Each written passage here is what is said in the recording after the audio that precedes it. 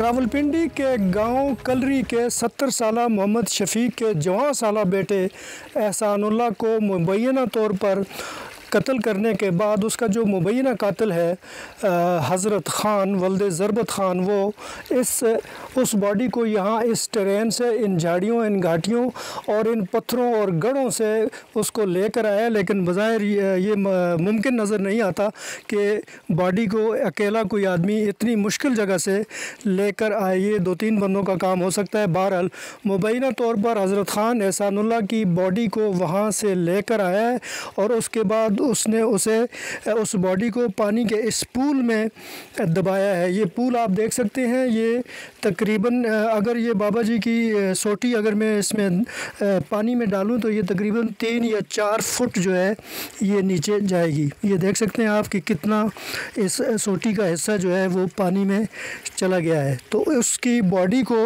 यहाँ दबाने के बाद उसका सर यहाँ था, उसके ऊपर ये पत्थर रखे हुए थे और उस बॉडी की लेंथ तकरीबन यहाँ तक थी। और हमें जो बताया गया है कि ये पत्थर जो है ये भी उसकी बॉडी के ऊपर था और ये एक बड़ा सारा पत्थर है, ये भी उसकी बॉडी के ऊपर था। तो एहसानुल्लाह की बॉडी को पानी के इस पूल में दबाने के बाद उसने उसके ऊपर बारी बारी पत्थर रख दिए ताकि वो नज़र ना आए। आप देख सकते हैं कि इसके इस तरफ भी एक बड़ा सारा पूल है जो कि नेचुरल एक तालाब है, शायद बारिश के पानी से ये यहाँ पे बनता है। तो ये सारी जगह जो है वो एहसानुल्लाह की अपनी या उसकी बरादरी के लोगों की है और वो अपनी ही जगह पे अपनी बकरियाँ और भेड़ें चला रहा था और मुबैना तौर पर उस अफ़गान के साथ उसकी तल्ख़ कलामी या झगड़ा हुआ, जिसके बाद एहसानुल्लाह को बेदर्दी से कत्ल करने के बाद वो इस रास्ते से लेकर यहाँ आया और यहाँ उसे दफन किया।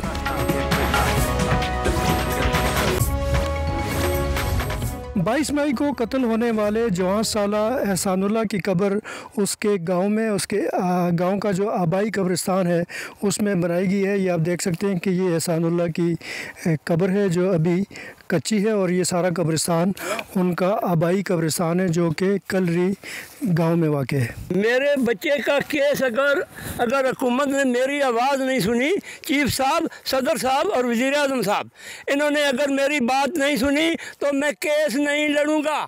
मैं दांतों में उंगलियां दबा कर चुप हो जाऊंगा। मैं बोलूँगा कि मैं किस पाकिस्तान में रहता हूँ, किस पाकिस्तान में रहता हूँ, किस पाकिस्तान के लोग, वो हुक्मरान कहाँ हैं जो गरीब लोगों ने उस आदमी की बेल नहीं दी है। वो इन वकीलों ने पैसा खाया और सिपरों से बेल लगवाई है, सिपरों से वो यानी ज़मानत ली है उसे। पाकिस्तानी मुसलमान किसी गरीब आदमी ने उसकी ज़मानत नहीं दी है।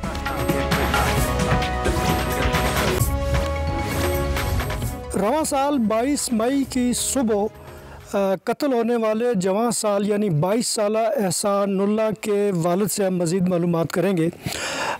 शफीक साहब ये बताएं कि 22 मई को आपका जवान साल बेटा इस गांव में कत्ल हुआ जी, और मुबैना तौर पर एक अफ़गानी ने उसे कत्ल किया। उसके बाद वो अभी तक उसे रिहा भी कर दिया गया और उसका कोई पता नहीं है। 2 कातिल लिए मैंने जी, तो ये क्या वाक़या था, ज़रा वाक़े की तफसीलात बताएं।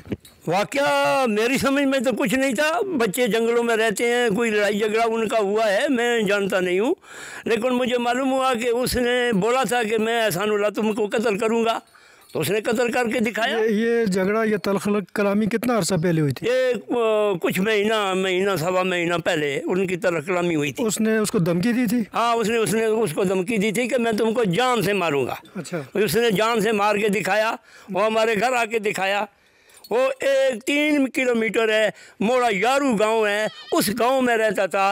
वो अभी इधर आया, हमारे बच्चे को मारने के लिए हमारे जंगल में आया। आपकी ज़मीनों पे आया? हमारी ज़मीनों में आया। अच्छा, फिर क्या हुआ?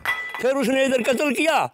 बच्चा आपका बकरियां चरा रहा था? बकरियां चरा रहा था, तो उसने कत्ल करके तो एक पानी का गड्ढा है जिसकी चौड़ाई लंबाई जो है 3 फुट है, 3 फुट गहराई है।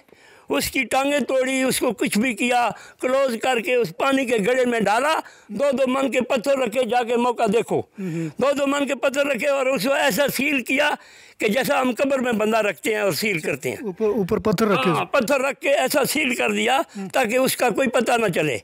अच्छा। उसके पास जो डंडा था, जो अशिया थी, वो उसको इधर उधर घासों में दबाया, जो पानी में डालने वाली चीज़ें थी उसको पानी में डाल दिया, बस। उस अगवानी ने ऐसा कत्ल, उसके साथ एक वो अगवानी नहीं हुआ, ये ख्याल की बात है कि एक आदमी नहीं हुआ, उसके साथ और भी आदमी हुए।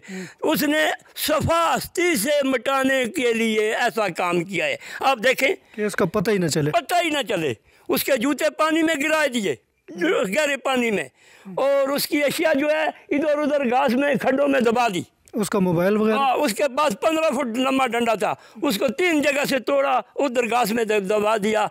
5 दिन बच्चे के पास, आपके बच्चे के पास, मेरे बच्चे के पास।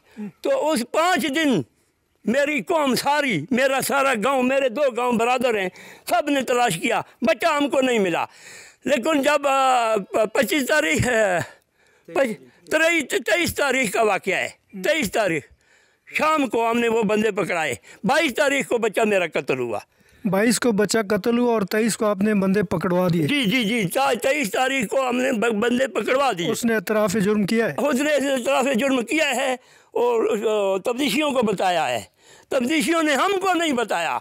नहीं, उसने ये बताया कि लाश कहाँ है, उसकी निशानदेही पे लाश बरामद हुई। उसकी निशानदेही पर बरामद हुई, लेकिन तब्दीशियों ने ये जुल्म किया है, मेरे साथ जुल्म किया है, पाकिस्तानी कौम गरीबों के साथ जुल्म किया है। तब्दीशियों ने जुल्म किया है, थाने रवात वालों ने जुल्म किया है कि उसके नाम पर नहीं लिखी। वो अपनी पुलिस यानी मालिकों के साथ मिलकर पुलिस ने लाश बरामद की है। ये जुल्म की बात है। ये बात उन्होंने जुल्म गालिब पुलिस ने ये कहा है, या पुलिस का बयान या मौक़िफ़ ये है कि आपकी निशानदेही पे, हमारी निशानदेही, हमारा नाम उस पर लिखा हुआ है, हालांकि लाश उस कातिल की निशानदेही पर उन्होंने बरामद की है। क्या पता है, हमारे गांव के आदमी उधर तलाश करते हैं, उधर ज़मीनों के मालिक हैं, उसको पता नहीं है कि ये इधर बंदा दबाया है या कुछ है, कत्ल का कोई पता नहीं है। तो उसको कैसे पता चला, पुलिस वाले को कैसे पता चला कि इधर आ गया? उसको उसने बताया, ये उस यानी मुबैना कातिल अफगानी जो था उसने बताया था। उसने बताया, वो इधर आया, उसको रात को लेके आए, उसने सारा कुछ बताया, वो सब कुछ पुलिस वालों ने खुद निकाला है। उनसे पूछो क्यों ऐसा जुल्म किया है, लाश उसके ऊपर नहीं डाली है। मैं अब अभी और क्या बयान करूं, इससे बड़ा जुल्म और क्या हो सकता है, मुझे बताओ ना। फिर उसको गिरफ्तार किया, 2 बंदे मैंने मुजरम दिए, 2, एक को थाने से फर्क कर दिया, दूसरे को बेल होगी दूसरे की, वो दोनों बाहर हैं, मेरा बेटा कब्र में है। मैं DPO से सर दरख्वास्त लेके गया हूँ, DPO में मेरी दरख्वास्त गई, फिर मेरी दरख्वास्त गई CPO दफ्तर, मैडम ज़नैरा के पास, उसके पास चली गई, फिर मैडम दानिया के पास, फिर SSP कचहरी है, उस SSP ने मेरी अच्छी मदद की है, मैंने उसको बोला कि इसके सिफारशी भी बहुत है, इसके पास पैसा भी बहुत है, और ज़रा ख्याल करो हमारा। उसने बोला जो सिफारशी उसका आएगा तुम्हारे सामने मेरे पास, उसको मैं टुकड़े करूँगा इधर। वो उसने सिफारिश नहीं मानी। फिर 2 महीने हो गए, मैडम दानिया के पास बैरूनी थाने में दरख्वास्त चली गई, तो अभी तक कुछ पता नहीं है कि वो दरख्वास्त कहाँ गई है। मैं क्या केस करूं, केस में क्या करूं, खाक करूं? और मैं उसने जज ने, ज़ाकत अली जज है, सदाकत अली, उसने ये नहीं देखा कि ये 1 तारीख है, मुजरम भी गैर मुल्की है, मैं 1 तारीख पर इसकी बेल क्यों लेता हूँ, ये नहीं देखा है। और उससे पूछा भी नहीं, तब्दीशी उधर खड़ा है, तब्दीशी से भी नहीं पूछा है कि तेरी तब्दीश में क्या आया है, बंदे कातिल है, कातिल भी सामने खड़ा है, उससे भी नहीं पूछा है। उसने बोला पिटीशनर डंडा। यार तू खुदाई दावा करने लगा है? जज ज़ाकत अली सुन लो मेरी बात, तू आज कल खुदाई दावा करेगा, मुझे मालूम है तू खुदाई दावा करने वाला है। 1 तारीख में कातिल की जमानत, 1 तारीख में चरसी की जमानत नहीं होती है। तो अभी तक क्या पेशरफ्त हुई है इसमें? अभी तक कोई बस जो कुछ हुआ मैंने आपको बताया, इससे आगे मेरा कोई कदम ही नहीं है। गुंजाइश भी नहीं है आपकी इसको तो क्या करूँ मैं, क्या करूँ बताओ।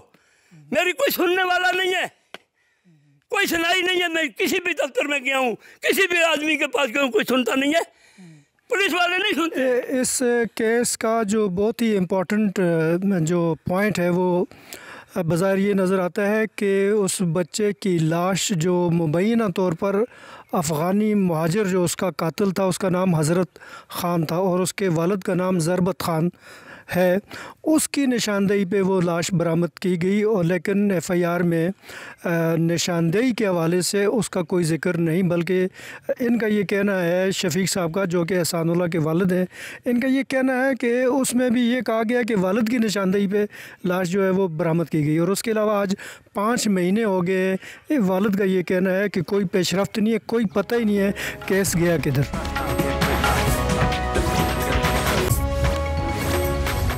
तहसील और ज़िला रावलपिंडी के गांव कलरी में अफ़गान मुबैना कातिल हज़रत ख़ान ने एहसानुल्लाह को, जो कि मोहम्मद शफ़ीक का जवान साला 22 साला बेटा था, उसको बेदर्दी से कत्ल किया। 23 मई को इन लोगों की रिपोर्ट पे हज़रत ख़ान को गिरफ़्तार किया गया और 5 दिन के बाद इनके मुताबिक हज़रत ख़ान ने उसकी निशानदेही पे उसने ये बताया कि उस एहसानुल्लाह की लाश कहाँ है। तो पुलिस की मौजूदगी में इसी इलाके में एहसानुल्लाह की लाश जो है वो रिकवर की गई।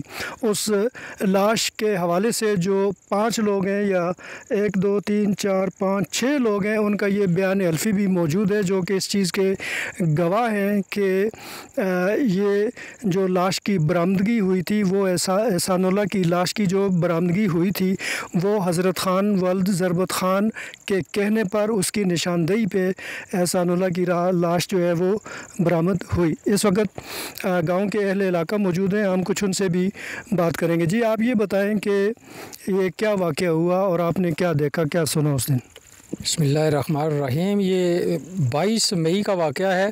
तो जो कुछ भी हुआ है वो पहले भी बयान हो चुका है, लेकिन हमें दुख इस चीज़ का है कि एक तो हमारा बच्चा चला गया है, दूसरा हमारा पुलिस ने कुछ सही साथ नहीं दिया है। हमारे साथ इतना जुर्म किया है कि क्या बताऊं। अभी 5 महीने हो गए हैं, अभी तक चालान नहीं पेश हुआ है। हम गरीब चालान नहीं पेश हुआ अभी? जी, हम गरीब लोग हैं, किधर जाएं। हमने DPO को भी कहा है, DPO रावलपिंडी। उसके बाद हमारे इलाके के जो MNAs हैं, राजा कमर सलाम साहब, उनके पास भी गए हैं, चौधरी नईम एजाज साहब के पास गए हैं, लेकिन हमको हर तरफ से बिल्कुल कोई मदद नहीं मिली है, कोई सुनवाई नहीं हुई हमारी। तो वो गरीब का बच्चा है, गरीब उसका वालिद है, वो हमारे साथ है, तो वो बहुत मजबूर है। अभी हम किधर जाएं? हुकूमत से अपील करते हैं, अदालतों से करते हैं कि यार हमारे जो है बच्चा, उसका इंसाफ हमें चाहिए। वो अगवानी है और अगवानी तो आए दिन कोई ना कोई बर्बाद करते हैं।